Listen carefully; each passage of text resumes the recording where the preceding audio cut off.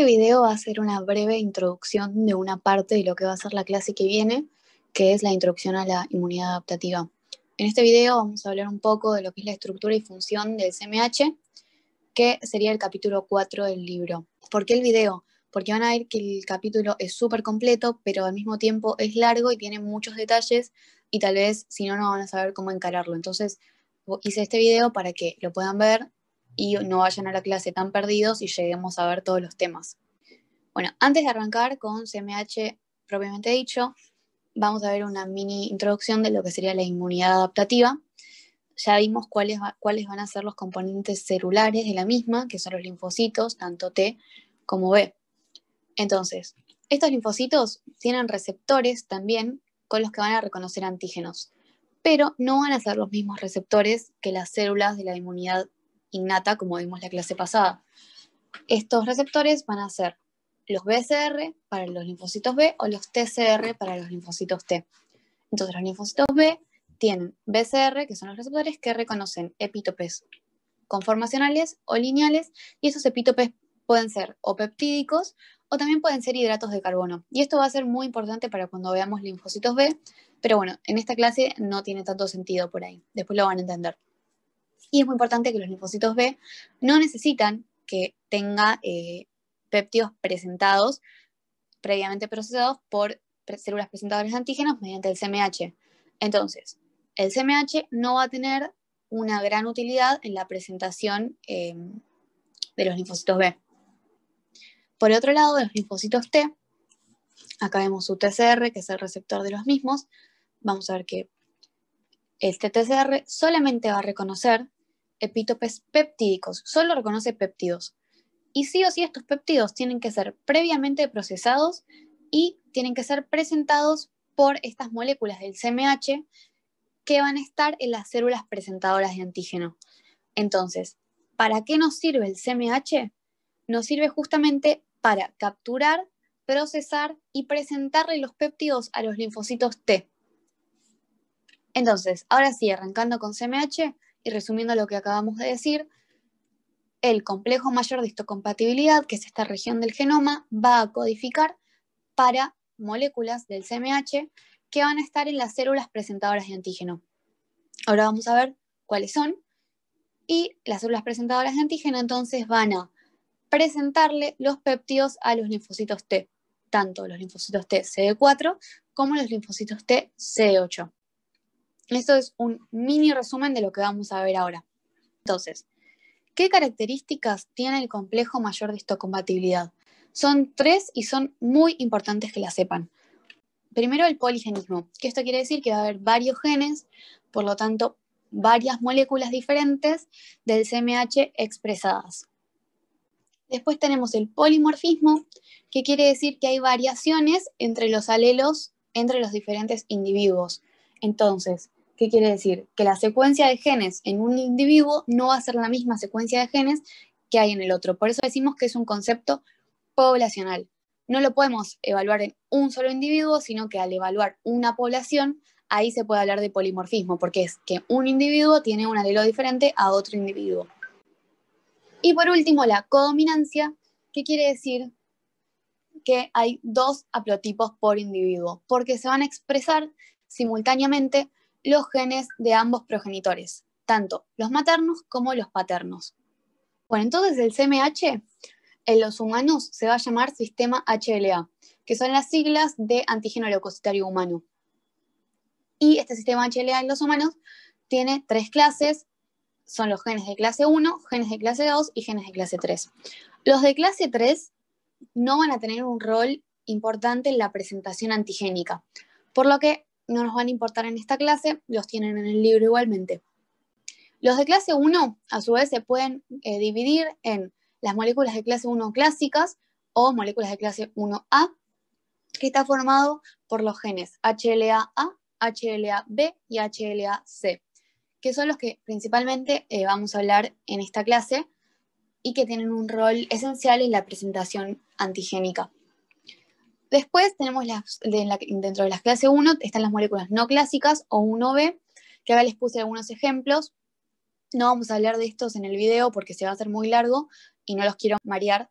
no son tan importantes. El que sí es muy importante, y lo vamos a ver en clases más adelante, pero quiero aclararlos para que no se olviden de leerlo, es el receptor neonatal del fragmento FC de la IgG.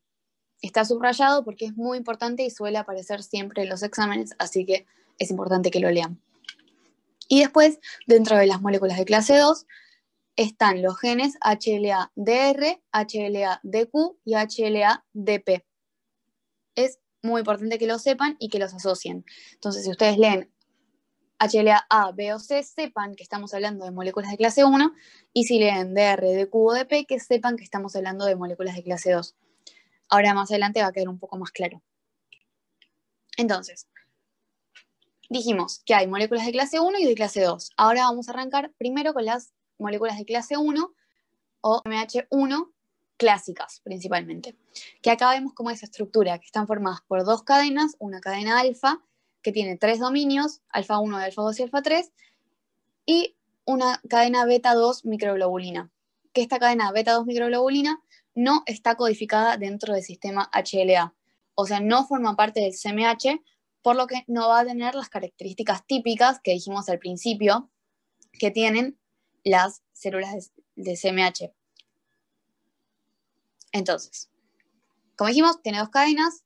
La alfa es polimórfica, tiene las características del sistema HLA, pero la beta 2 microglobulina no es polimórfica. Es igual en todos los individuos.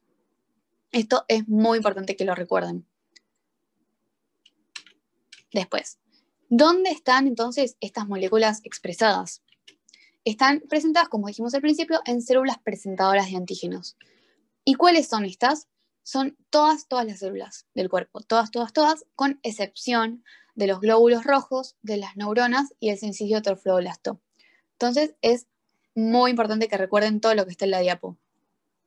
Y estas CMH clase 1 van a presentarle los péptidos, acá en este surco, a los linfocitos TCD8. Porque los linfocitos TCD8, el correceptor CD8, reconoce a esta porción alfa 3, este dominio alfa 3 del CMH de clase 1. Les queda la diapo para tener todos los datos importantes. Entonces, recalculando, tenemos que los CMH de clase 1 presentan péptidos a los CD8. Y acá entonces vemos la molécula de CMH de clase 1 con el péptido presentándolo al TCR, que es el receptor de los linfocitos T, y el correceptor CD8 se une a este dominio alfa 3. Eso sería la presentación antigénica. Y acá les dejo la memotecnia para acordarse qué le presenta qué. CMH clase 1 le presenta a los CD8 y CMH clase 2 a los CD4. Siempre termina en 8. 1 por 8, 8, 2 por 4, 8, para que les sea más fácil acordarse. Entonces, antes hablamos de los genes en general, ¿se acuerdan? Dijimos que las moléculas de CMH clase 1 clásicas están formadas por los genes HLA-A, HLA-B y HLA-C. Y esto dijimos que es el poligenismo. Hay varios genes, en este caso 3 genes, que codifican para la cadena alfa. Para la cadena beta no, porque dijimos que no es polimórfica y no está codificado en este sistema HLA. A su vez, si se acuerdan, hablamos de otras características además del poligenismo. Ahora vamos a hablar entonces de la codominancia, que dijimos que es la expresión simultánea de los alelos paternos y maternos, o sea, de ambos progenitores. Entonces acá en la fotito vemos cómo tenemos los genes paternos y los maternos, dando la posibilidad de que haya 6 alelos diferentes para la cadena alfa. La cadena beta, 2 microglobulina, acordémonos que es siempre igual porque no es polimórfica. Entonces acá ya vimos dos características de CMH, el poligenismo y la codominancia. Nos queda el polimorfismo. Y dijimos que el polimorfismo es un concepto poblacional. Entonces, ¿lo podemos ver acá? Que estamos evaluando los genes en un individuo. La respuesta sería que no. El polimorfismo es un concepto poblacional. Entonces, siempre que lo evaluemos va a ser en una población o en un conjunto de individuos. En uno solo no se puede evaluar el polimorfismo porque estamos hablando de la diferencia entre un individuo y otro. Y esto le va a dar a los individuos diferente susceptibilidad a enfermedades o más protección a las enfermedades o mismo diferentes respuestas a diferentes fármacos. Está pasando al CMH de clase 2.